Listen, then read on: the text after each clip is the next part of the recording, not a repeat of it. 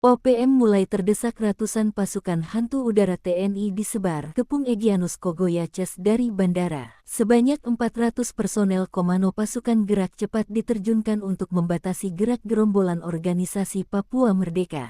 Hal tersebut untuk mengganti pasukan yang tergabung dalam pengamanan perbatasan yang bertugas memburu para anggota OPM. Komandan Wing Komando I Kopasgat Kolonel Pas Helmi A. Nange mengatakan pihaknya telah mengirimkan pasukan pengganti untuk siaga dari serangan OPM. Sebelumnya, aktivitas OPM seperti penyerangan aparat dan warga sipil masih berlangsung di tanah Papua. Yang terakhir yakni OPM kembali berulah di distrik Borme Kabupaten Pegunungan Bintang, Provinsi Papua Pegunungan, dengan merampas barang elektronik milik umat yang sedang melaksanakan ibadah pada Minggu 5/5. Kopasgat merupakan pasukan khusus yang dimiliki TNI Angkatan Udara. Kopasgat merupakan satuan tempur darat berkemampuan 3 matra, yaitu udara, laut, darat. Setiap prajurit Pasgat diharuskan minimal memiliki kualifikasi para komando untuk dapat melaksanakan tugas secara profesional, kemudian ditambahkan kemampuan khusus kematraudaraan sesuai dengan spesialisasinya. Kopasgat sempat memakai nama Korps Pasukan Khas yang dijuluki sebagai Hantu Udara. Helmi melanjutkan, jajarannya sudah mengirim 400 pasukan untuk bertugas di sana. Namun sebelum bertugas di Papua, ke-400 personelnya itu terlebih dahulu menjalani pelatihan di Pusat Pendidikan dan Latihan Pasukan Khusus Kopassus, Batu Jajar, Bandung. Ke-400 personel Kopasgat, lanjut Helmi, ditugaskan di 13-15 pos yang telah ditetapkan. Tidak hanya itu, personelnya juga akan menjaga seluruh bandara yang ada di kawasan rawan konflik wilayah Papua. Namun demikian, Helmi tidak menjelaskan dengan rinci berapa bandara yang akan jadi fokus penjagaan pasukannya. Dengan penggantian pasukan tersebut, Helmi yakin penjagaan wilayah perbatasan kawasan Papua